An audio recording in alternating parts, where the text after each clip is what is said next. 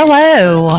Welcome to the Sabrena Realty Associates Hour here on Hot News Talk Radio, 1240 AM.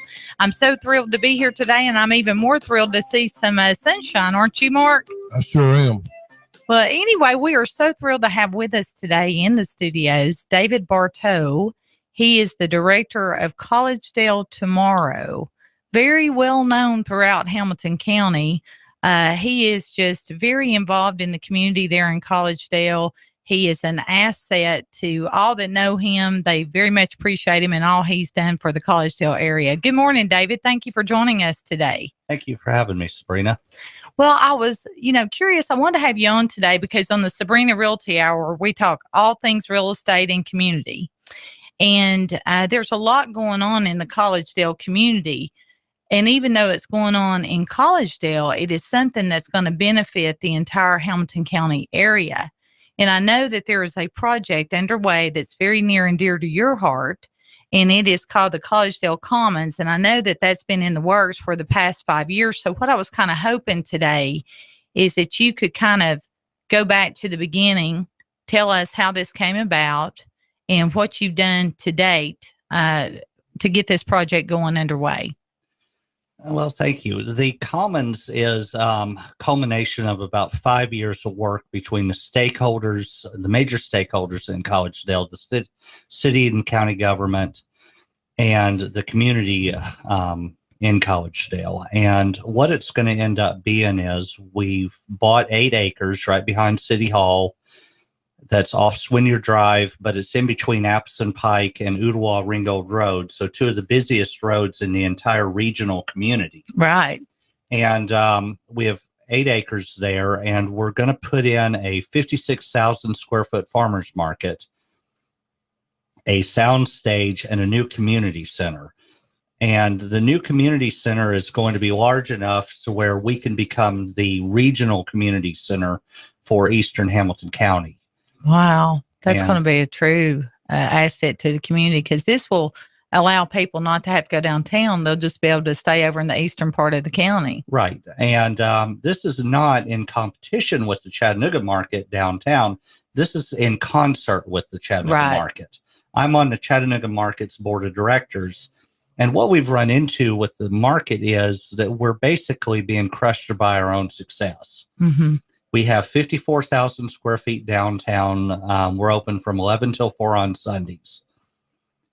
We can handle about 180 vendors and really comfortably about 12 to 15,000 people a Sunday. Wow. Mother's Day, we have over 220 vendors and close to 32,000 people show up. Typical day is around 20,000 people. The problem is becoming as more and more vendors learn about the markets, as more farms start to grow more local food and want to sell it locally, there's more and more pressure on the market. Mm-hmm. So what we've looked at is it's going to be an expansion into Collegedale this summer, starting in April. We'll start out with about 35 vendors this year. Right. Next year, when the Commons Part 1 is done, we'll have room for 90 vendors. And in the following 2 years, work up to a full 180 vendors. Wow. And so the market will get built up over the next 4 years. And we're looking at a Wednesday night market at the Commons. They'll probably run from 4 until 7.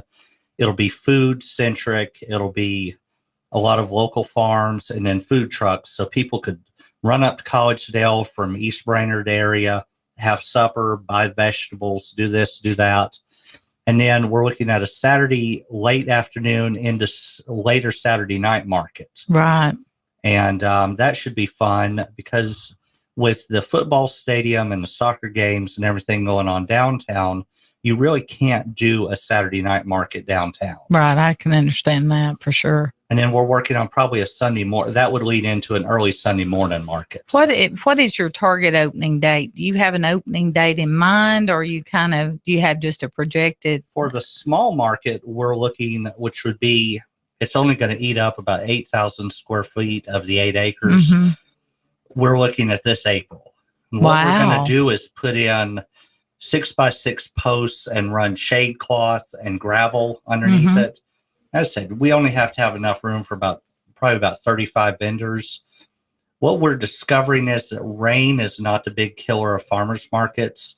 You need electricity, power, bathrooms, and shade. Yeah. As long as you have shade, you can have a market going in late July and people won't really mind it. Typically, rain just isn't the issue. Right. It's shade and keeping people cool. So we'll do that with this. We had looked at renting a tent for the entire summer. It was just too cost prohibitive. Right. So we'll do the shade cloths, and it'll look unique out there too. Right. So how have you gone about raising funds so far? Well, we've been lucky. We've had one anonymous donor who worked with the city and the foundation last year, and we bought the 8 acres. He made the deal to buy the land and then worked with the city to where he arranged the sale of the property from the original owners to the city and then gave the money to the city to buy the land. That's phenomenal. And that was over $1.2 million. Wow. So when we're talking about land, we're not talking about throwaway property. We're talking about 8 of the most valuable acres in all of Collegedale now has the commons sitting on it. Right. Because of this donor and his family. That same donor has put up a $1.8 million match grant. And basically, for every dollar we raise, we get $1 from that match. Wow. So far, we've raised about $1.2 million without the match. We're doing large donations. We've had 2 $250,000 donations. We've had a couple of $100,000 donations. But the big thing we're doing at the community level is we're selling $150 bricks, yes, $300 bricks, and then long sleeve T-shirts. I'm wearing one. Yeah, and cool T-shirt. And then I think Mark's got one. You've got one. Yeah. And then we're selling trees also. They're $2,500. Okay. And you get your name at the bottom of a tree. And the nice thing a lot of families have liked about the trees have been that you buy one, your name's at the bottom of it, and you get to watch the tree grow. Yeah. So, it starts out about 12 feet tall. And by the time, and if your kids are 3 years old, over 20 years, as your kids grow, go out there and take pictures with the tree and your kids. Right. And it helps the community feel like they have a vested interest in the project. Right. So that's really smart. And we're doing really well on the brick sales. We're calling it Bricks for Breakfast. We're doing a fundraiser tonight, and we're expecting to raise about $10,000. Wow. And that's great. having, basically, you buy a brick and you get to come and have pancakes and various things, and it's at 6:00 tonight. Yeah. But we're already booked up on that event. So that's wonderful. So yeah, things are going quite well on the fundraising side. Now, this will be done in phases, correct? Right. So you're seeing April early as April. Well, April will be the temporary market. Okay. All right. Kind of walk us through from there, your time frame when you see phase 2 and phase 3 coming in and what all that entails. The issue with phase 1 is we have to do all the dirt work, all the water retention, everything for the entire 8 acres. So we can't just come in and build a market and call it done. Right. It's not ever that easy. No, we have to do site work on 8 acres property. We have to put in all the utilities, parking, the whole thing. So phase 1 is about $3.8 million. Wow. And then, so the plan is have the temporary market this year. Major construction will start in June and July of this year. And then by Christmas, have the first market area done. Yeah. So we started this year with Christmas tree. We started fundraising with Christmas tree lighting on December 2nd.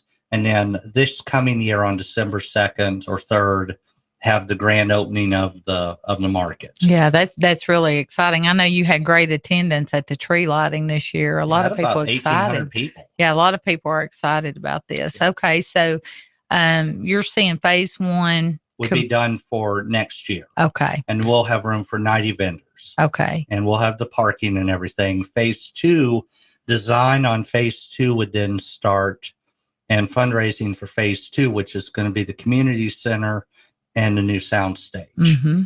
And the sound stage in the circle, the commons is a big circle. In the center of the circle, we've got room for up to 5,000 people to enjoy the sound stage.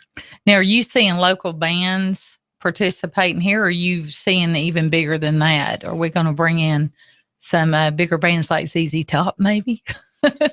Yeah. If somebody will pay for it. The problem is, originally the circle was designed to where it would be closed off. Right. And you could do ticketed events that way. With some of the new designs and the new concepts, we're opening that circle up.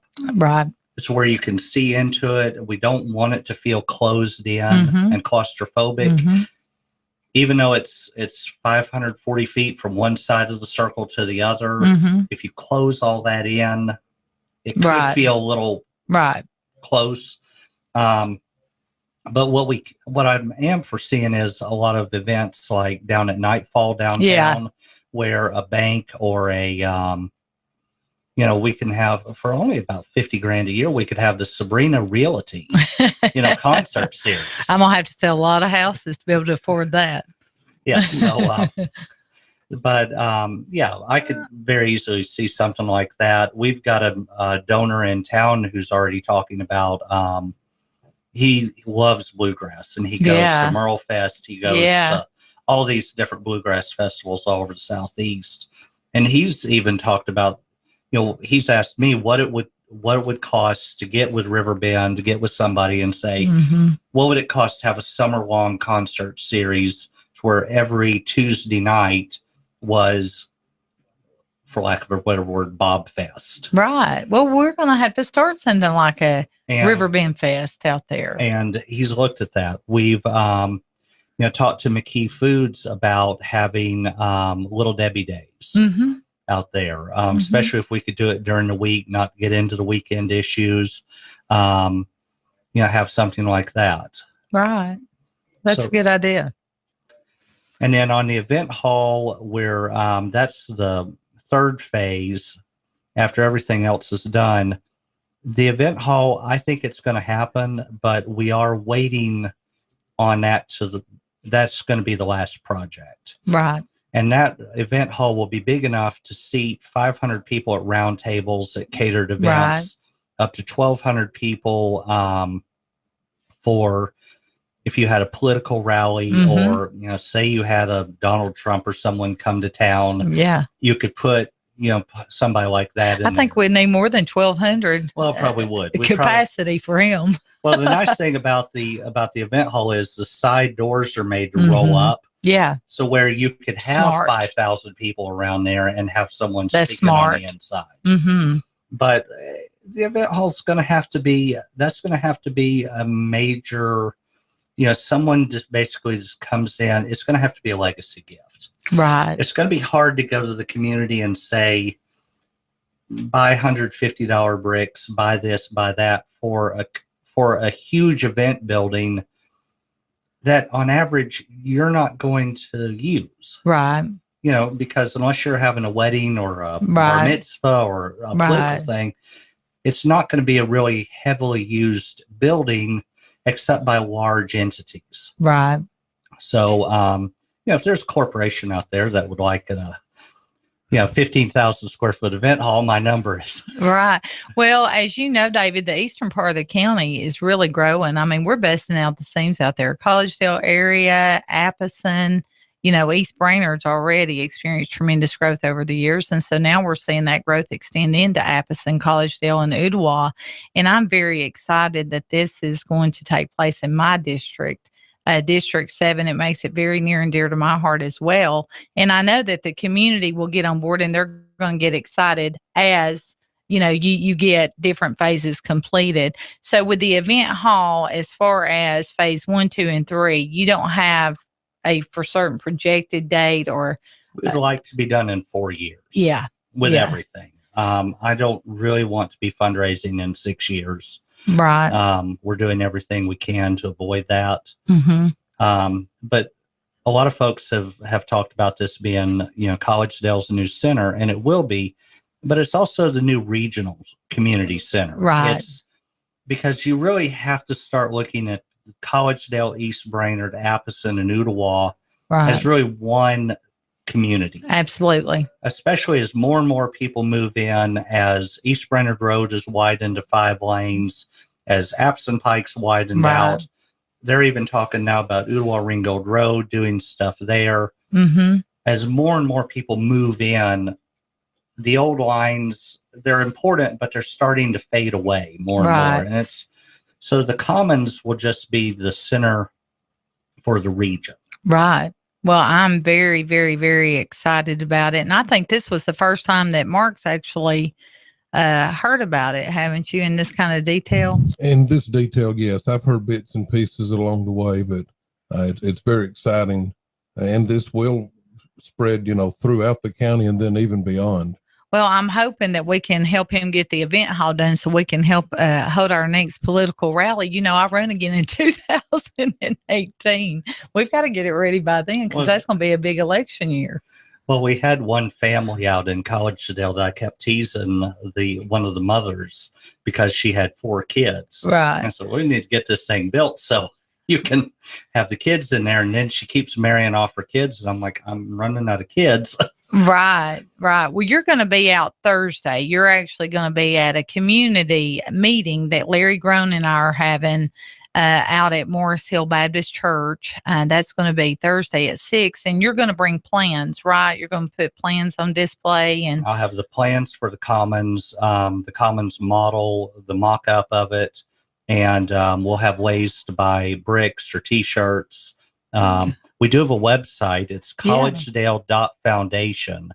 And you can go on there and you can buy a brick. You can fill out the brick form. We also allow for, let's say you want to do the tree for $2,500, but $2,500 is a little rich for one sitting. We've got everything set up except for the T-shirts to where you can you can divide it up 10 ways. Mm-hmm. And so we've sold several trees that way to families. They wanted to do a tree. They loved the idea, but they're making $250 a month payments. Wow, that's for 10 months. Now, do you have PayPal set up so someone can? This is set up through. It's all through your Visa or your check card, and it's a secure site.